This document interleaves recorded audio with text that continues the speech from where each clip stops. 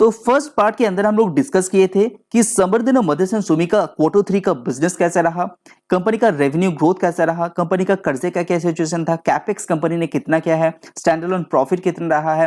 लेकिन second part में हम लोग जानेंगे कंपनी का वर्टिकल कौन कौन सा पार्ट कैसा काम कर रहा है और नॉन ऑटो सेगमेंट कैसा कर रहा है, और डिटेल्स में जानेंगे कंपनी का कर्जे के बारे में भी।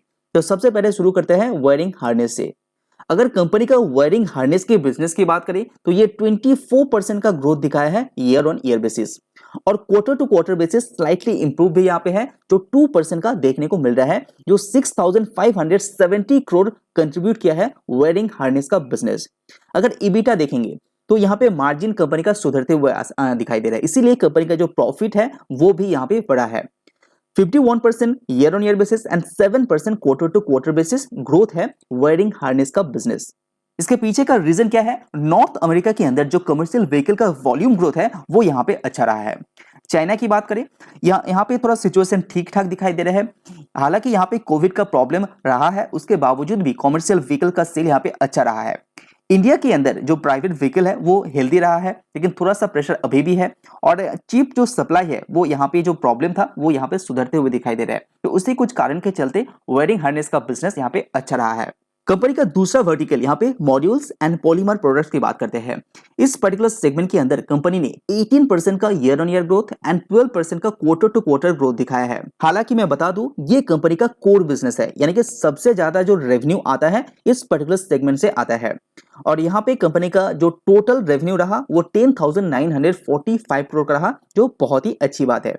अगर ईबिटा देखेंगे तो ईबिटा के अंदर 2% का year on year basis and 10% का quarter to quarter basis growth रहा है। यहाँ पे सबसे अच्छा मार्जिन के अंदर ग्रोथ रहा है, जहां पे 6.2 था वो 6.6% में आ चुका है। हालांकि ये ईयर ऑन ईयर बेसिस अभी भी थोड़ा सा प्रेशर में है। कोर बिजनेस के अंदर अगर मार्जिन अच्छा रहता है तो बिजनेस हमेशा अच्छा करता है। तो क्वार्टर टू क्वार्टर वाइज यहाँ पे हालत थोड़ा सा सुधरते हुए दिखाई दे रहे हैं, जो पॉजिटिव बात है मदरसन सुमी के लिए।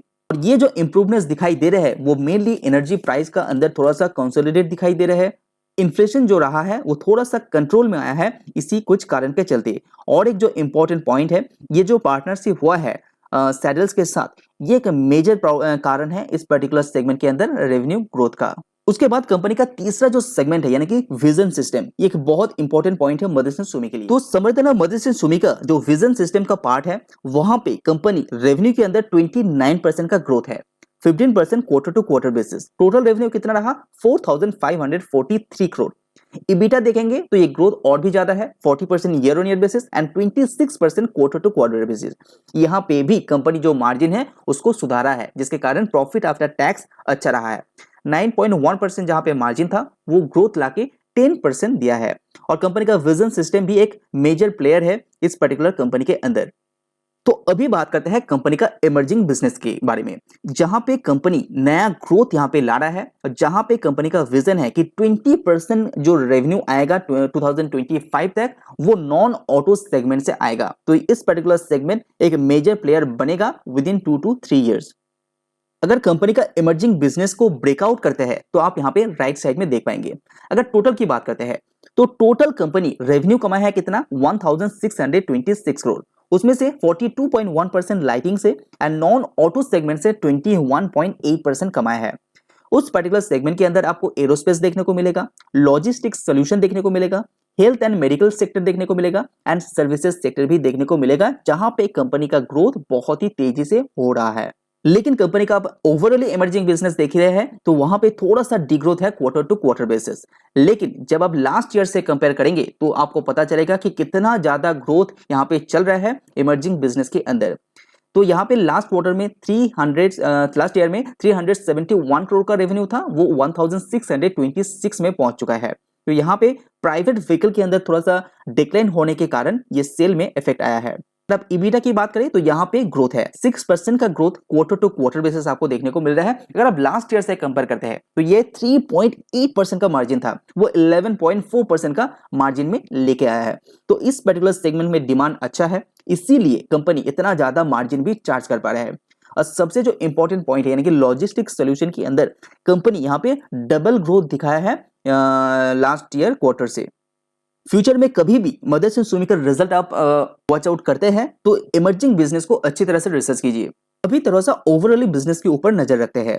जैसे कि आप स्क्रीन में देख पा रहे हैं, कंपनी का वायरिंग हार्नेस का बिजनेस 6,517 करोड़, मॉड्यूल का बिजनेस 10,945 करोड़, ऐसा करके सारे बिजनेस को मिला के कंपनी 20,226 करोड़ का रेवेन्यू जनरेट किया है।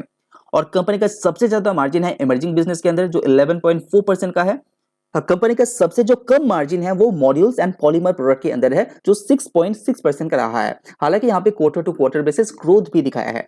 ओवरऑल मार्जिन 8.3% का रहा है जो क्वार्टर टू क्वार्टर ग्रोथ है। अभी तरह से कर्जे को डिटेल्स में समझने की कोशिश करते हैं।